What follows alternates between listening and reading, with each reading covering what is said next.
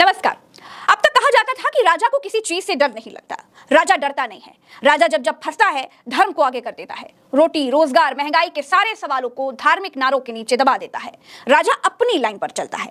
राजा के धार्मिक हथकंडे का किसी के पास कोई तोड़ नहीं था। लेकिन अब राजा को लगने लगा है कि रोटी का जवाब धार्मिक नारा नहीं हो सकता, रोजगार का जवाब धार्मिक नारा नहीं हो सकता, महंगाई का जवाब धार्मिक नारा नहीं हो सकता, पिछड़ों दलितों पर की जा रही पेशाब का जवाब धार्मिक नारा नहीं हो सकता, आरक्षण खा जाने का जवाब धार्मिक नारा नहीं हो सकता। इसीलिए खुद को अपराजित और अजय घोषित कर चुके राजा को खुद को संसद में खड़े होकर अपने आप को सबसे बड़ा ओबीसी बताना पड़ रहा है।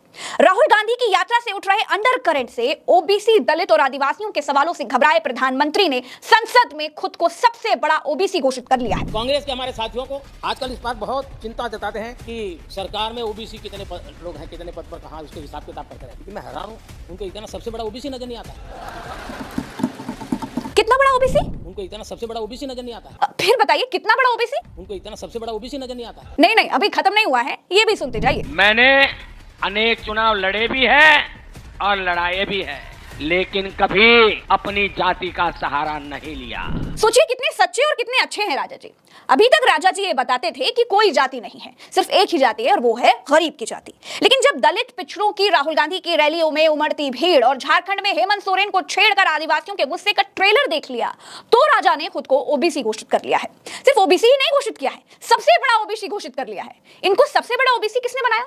किसने बताया कि ये सबसे बड़े ओबीसी है? क्या ये ओबीसी के किसी कंपटीशन में बैठे थे या कोई ओबीसी परीक्षा इन्होंने पास कर ली थी जिससे इनको ये मालूम चल गया कि भारतवर्ष के सबसे बड़े ओबीसी यही हैं?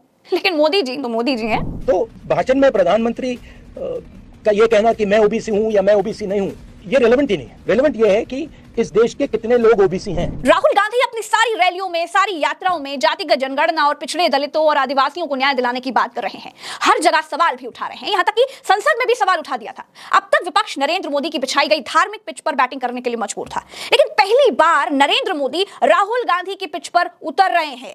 राहुल गांधी ने बार बार दलित, पिछड़ों और आदिवासियों की बात को उठाकर यह दिखा दिया है, यह बता दिया है कि राजा कितना भी शक्तिशाली हो, उसके पास कितनी भी एजेंसियों की शक्ति हो, लेकिन अगर सच्चाई का हथौड़ा सही ढंग से चलाया जाए तो बड़ी बड़ी इमारतों की नींव हिल जाती है।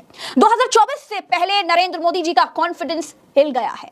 5 राज्यों के चुनावों में कांग्रेस को मिले 9 लाख से ज्यादा वोटों ने नरेंद्र मोदी की नींद को गायब कर दिया है।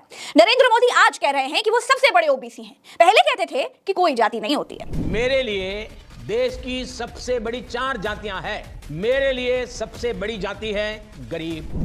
दोस्तों, नरेंद्र मोदी कांग्रेस के परिवारवाद, सपा के परिवारवाद, लालू प्रसाद यादव के परिवारवाद पर बहुत भाषण देते थे, लेकिन फिर लोगों ने अमित शाह का परिवारवाद दिखाना शुरू कर दिया, राजनाथ सिंह का परिवारवाद दिखाना शुरू कर दिया।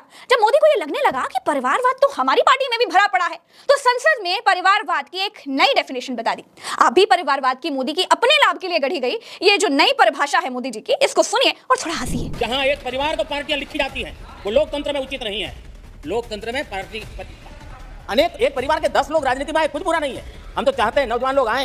नरेंद्र मोदी ने संसद में अपनी दूसरी सरकार के आखिरी भाषण में यह दिखा दिया है कि वो इस बार बहुत दबाव में है। उनको यह पूरी तरह से मालूम है कि राम मंदिर का मुद्दा वोट की गारंटी नहीं है। राहुल गांधी पिछड़े, दलितों और आदिवासियों के हक और संवैधानिक अधिकारों की बात करके वंचितों के साथ खड़े होकर मोदी जी की बाजी पलट सकते हैं। इसीलिए आज खुद को ओबीसी के अघोषित ब्रांड एम्बेसडर बताने लगे हैं। अभी के लिए इतना ही, चलते हैं। राम राम, दुआ सलाम, जय हिंद।